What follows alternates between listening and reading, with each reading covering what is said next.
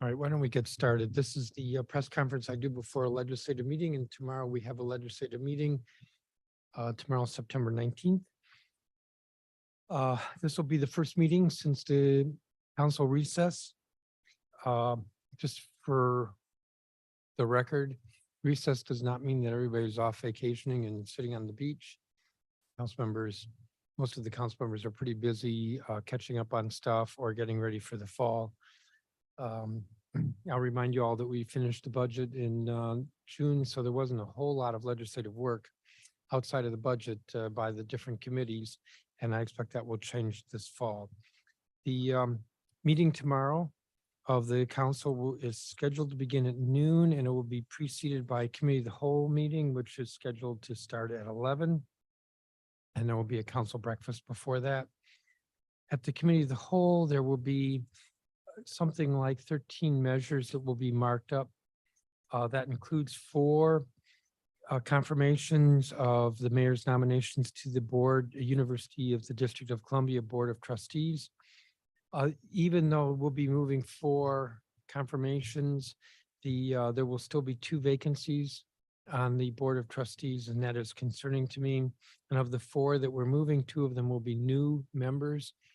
And that means that of a board that is, if I remember correctly, 11 mayoral nominees, there'll be a substantial number, 2 vacancies and 2 others who are new. And that's a lot of change for any board.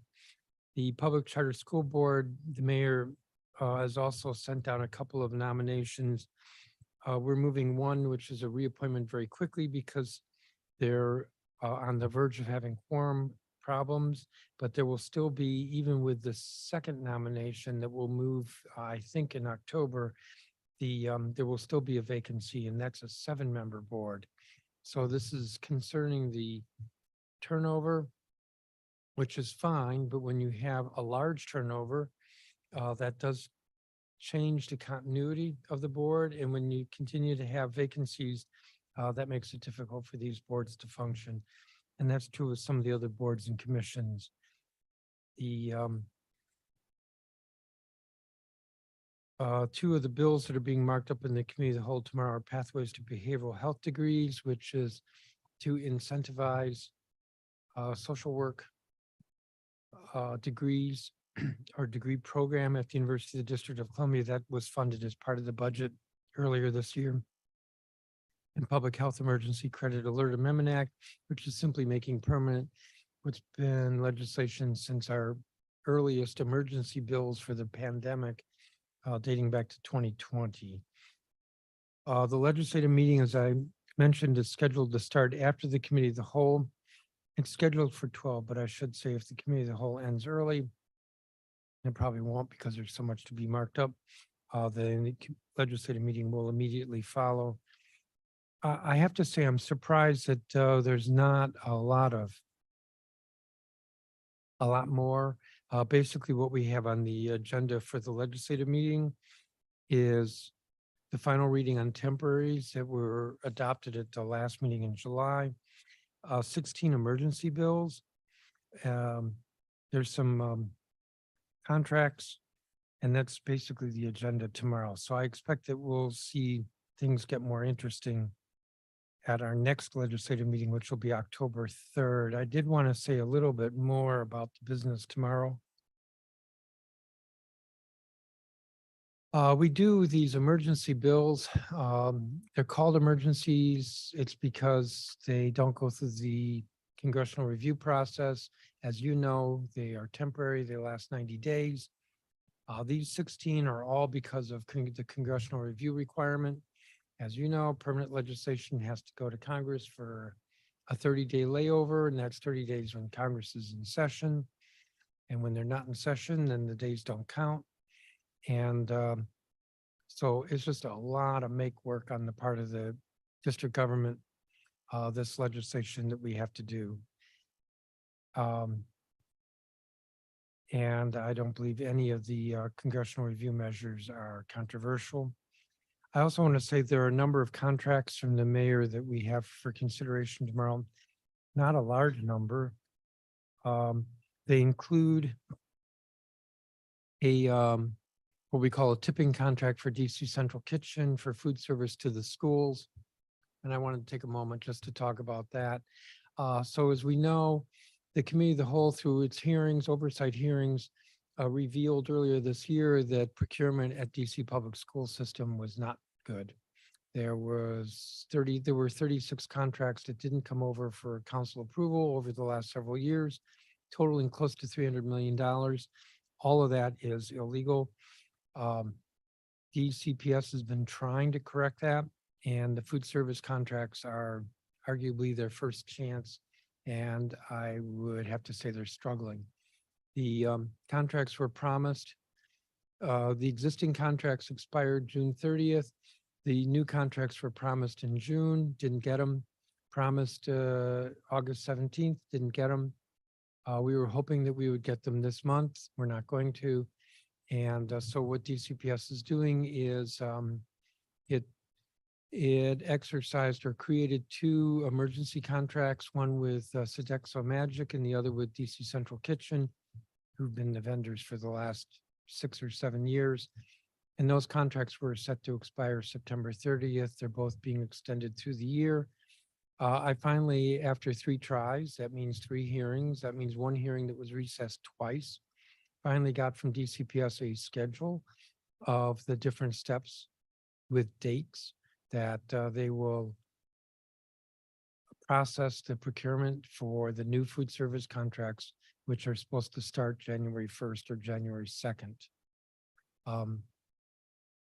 So I'm using the fact that the DC Central Kitchen extension is on the agenda tomorrow as the segue to just talk about how these contracts are, which are really important for schools. I mean, they're the school lunches. And we know there's a heavy correlation between nutrition and education, kids' ability to learn in school.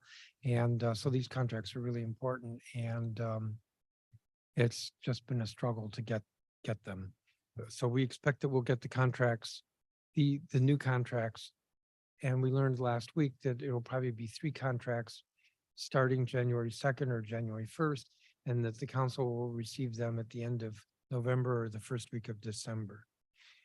The other emergency I want to note, just because it at one time was in the news, I am moving tomorrow an emergency to extend income tax exemption for the residents, the homeowners at River East at Grandview. This is the several apartment buildings that are a condominium that are on Talbert Street in the Anacostia neighborhood. And these were in the news at least a year ago because the buildings were, because although they were built roughly 6-7 years ago, the land has been collapsing and the buildings have their habitability has been questionable. The government has stepped in to provide, these are not government buildings, but they were developed with substantial housing subsidies from the district government. The developer, as I understand it, has gone bankrupt, and the district government has stepped in to help the residents. But the residents have been receiving rental assistance. They're homeowners. They are continuing to have to pay their mortgages for these buildings that they can't live in.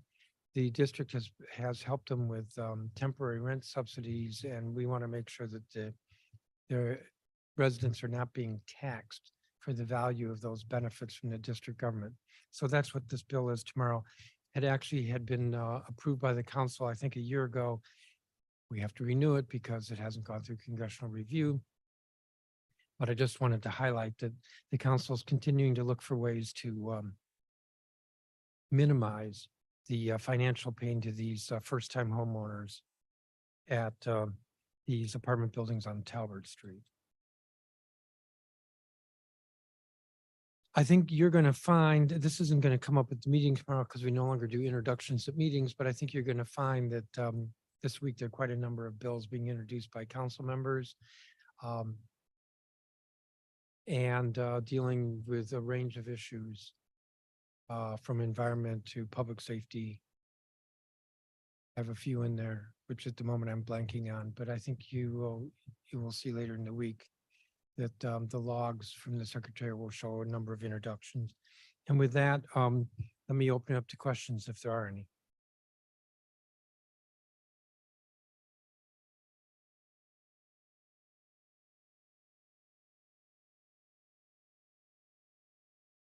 Yes, the question was whether these emergencies are continuations. Yes, I believe without exception, every one of them is continue. I believe that without exception, every one of them is continuing an emergency or emergency temporary that had been previously adopted.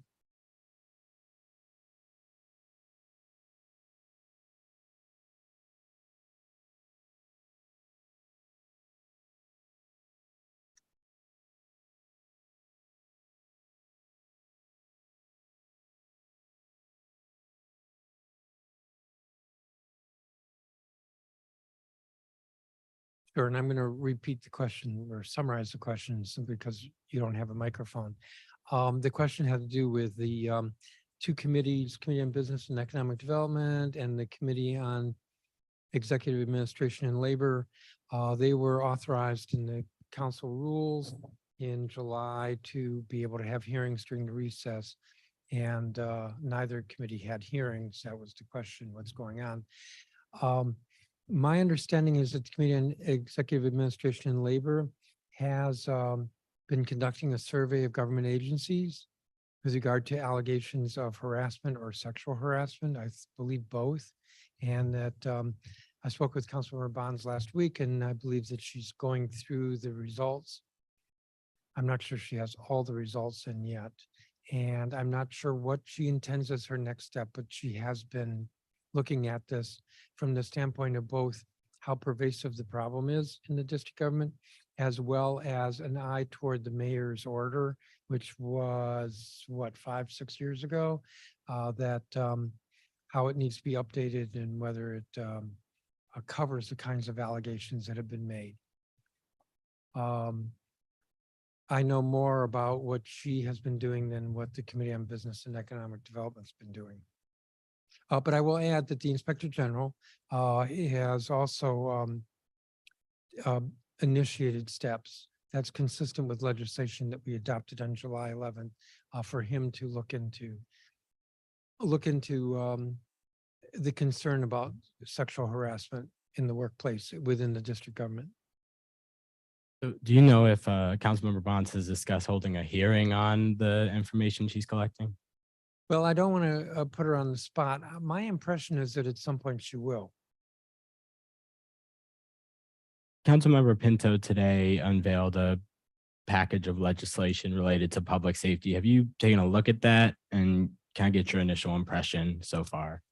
I spoke with her about it on Friday. I haven't actually seen what she circulated today. I think it's good to have the public discussion about what else can be done with public safety. I will say, and this I know sometimes gets folks a little bit annoyed, but if the community is looking to the council to solve crime, we're not the ones who actually arrest folks or prosecute. And in the end, the biggest deterrence to crime is arresting criminals and prosecuting them. So we should be continuously looking at whether there are adjustments to the law that will help with law enforcement. Surely that's what we did in July. But I'm very sensitive to folks looking to the council and then putting blame on the council for not solving the problem when, as I said, the primary solutions are outside of what a legislature does. In the vein of legislation, though, I'm curious if you have an assessment so far of the emergency legislation that you all passed ahead of recess. What type of feedback have you gotten, and has it led to any type of result that you may have been looking for? Result that I was looking for, yes. Result that others were looking for, well, again, if folks think that the council passing a law is what's going to stop people from violent crime, it's not the primary place to look. And in fact, every time somebody commits a crime, actually the council passed a law that made that a crime. And but I will add that, the council today is very different than the council several years ago. And This is a council that is interested in how we can be helpful in terms of funding or resources for law enforcement so that it is more effective. Um, for instance, again, with solving crime, depending on how you measure, somewhere between 1/3 and 1/2 of homicides are solved within 12 months. If you look at homicides within a year, homicides that occurred last year that were solved last year, it's closer to 1/3. If you look at homicides that were solved within 12 months, it's closer to 50%.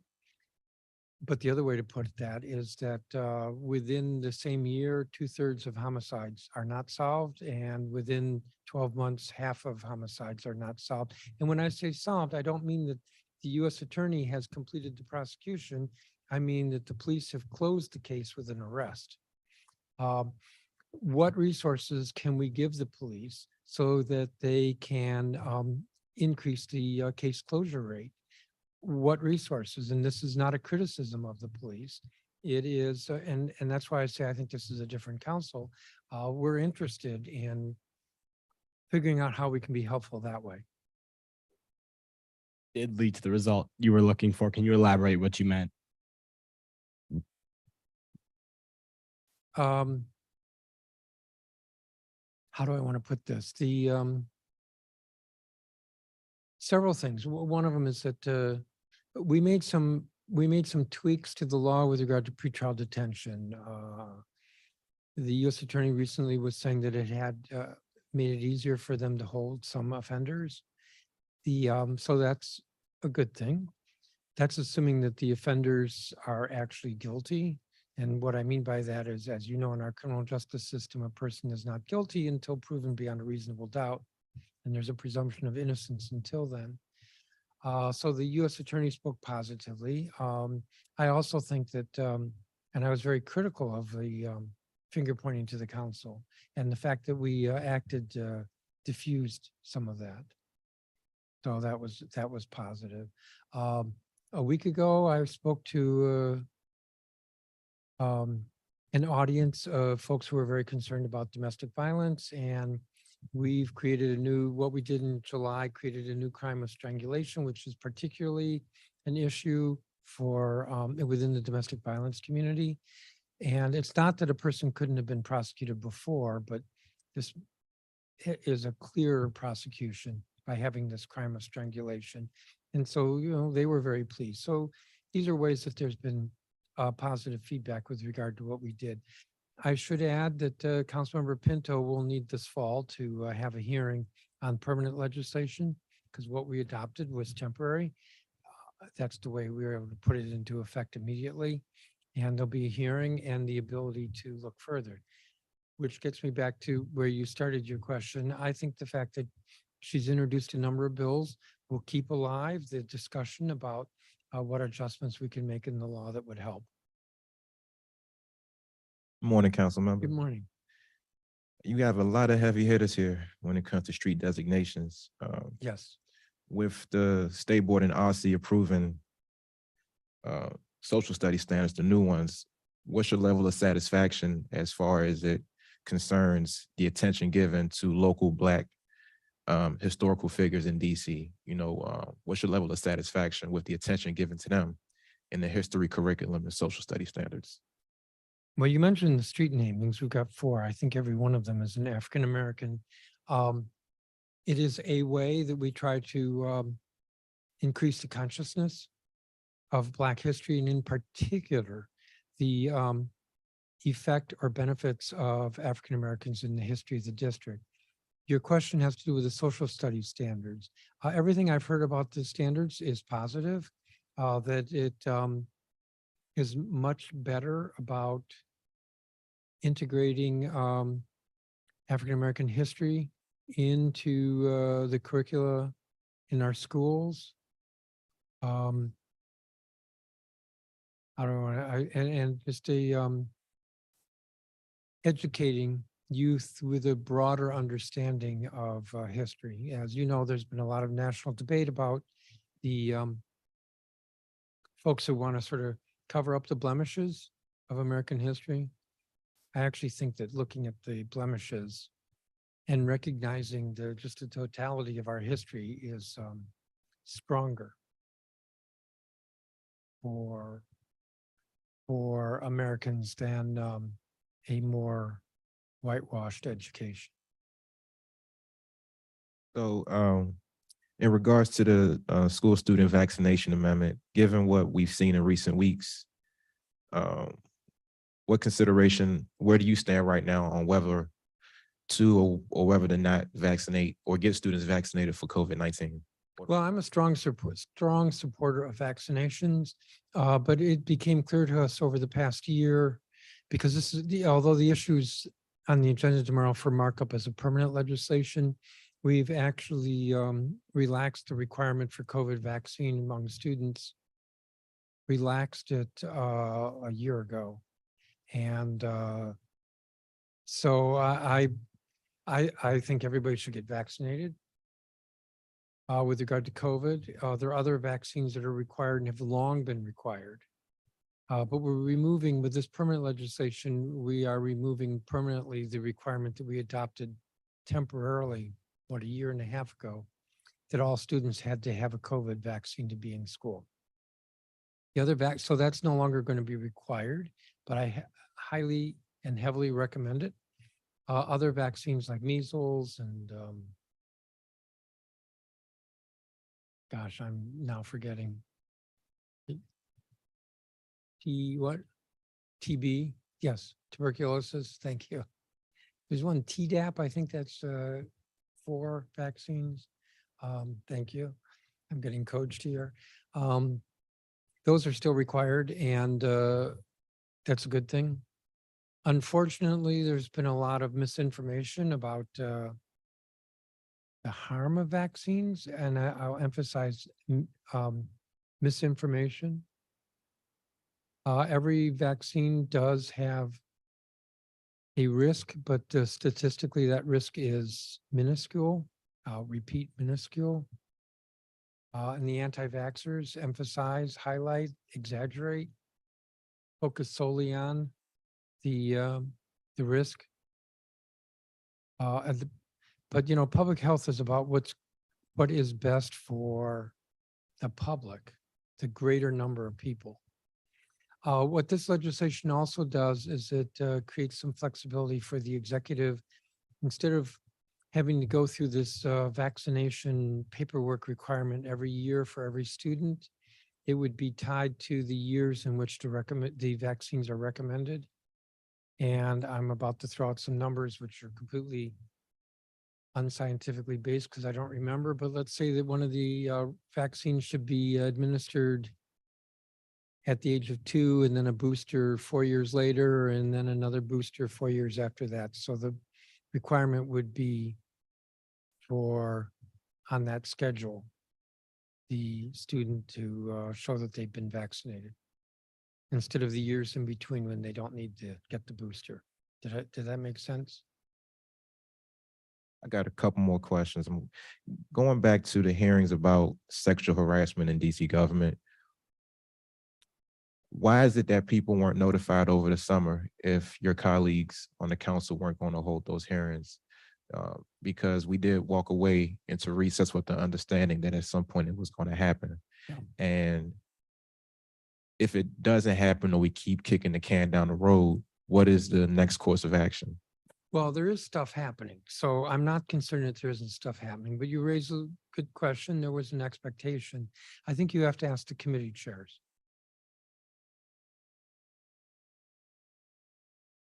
And as I said, one of the things that was happening was the survey that I know Councilmember Bonds did, and the other that I know happened was the Inspector General has initiated his investigation.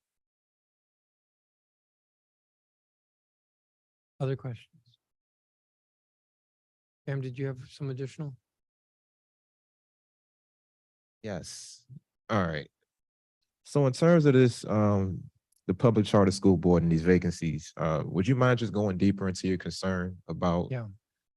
So the public charter school board has 7 members. And the Public Charter School Board is responsible for, among other things, setting standards, performance standards, so that they are able to objectively evaluate whether a charter school is performing well, successfully educating students. And where a school does not meet those achievement levels, then the public charter school can, the board, the public charter school board can step in with some remedial requirements or even close the school. And over the past decade, I think something like 30 charter schools have been closed. If you want the correct number, contact the public charter school board or the deputy mayor for education. But they've closed schools. So the public charter school board has a very important role to play with regard to the quality of education in the charter sector, which, as you know, is independent of the mayor. And almost half of our public school students are in charter schools. 7-member board.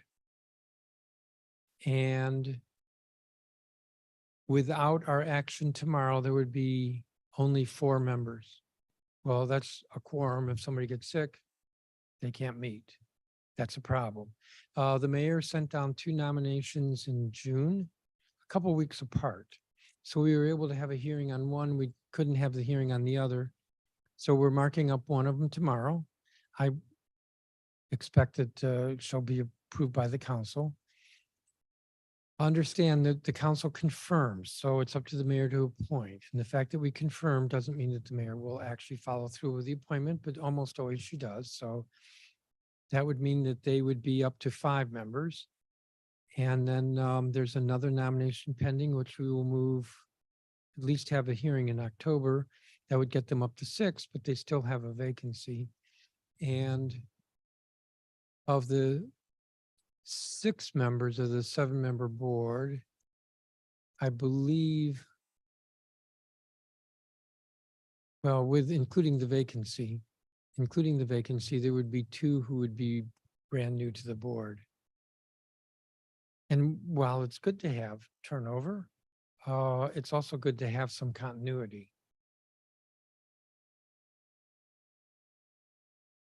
So the board member who's up for reconfirmation, understandably, she's been on since, I believe, last year, Since February. February. Okay. Well, actually, her term expired in February.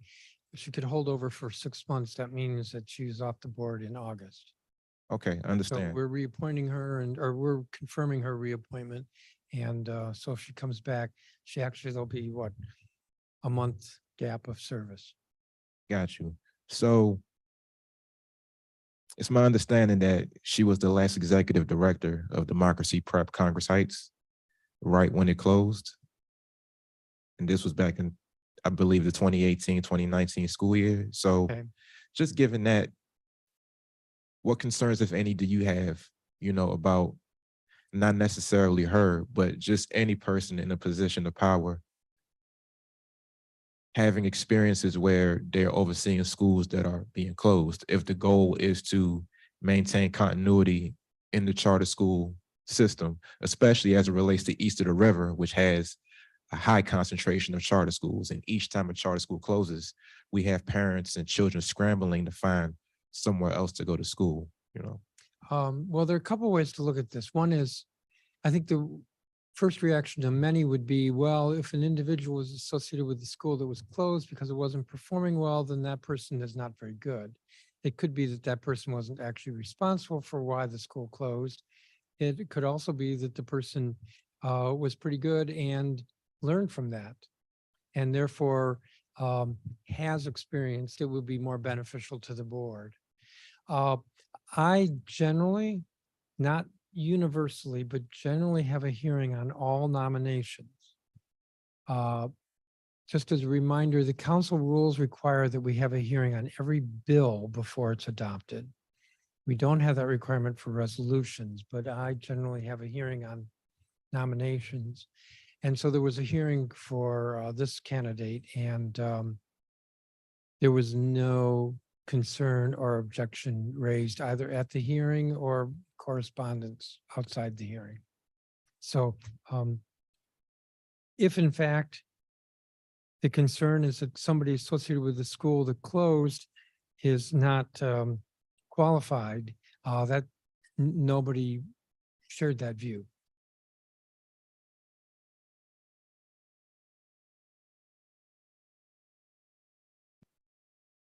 Are we exhausted with our questions?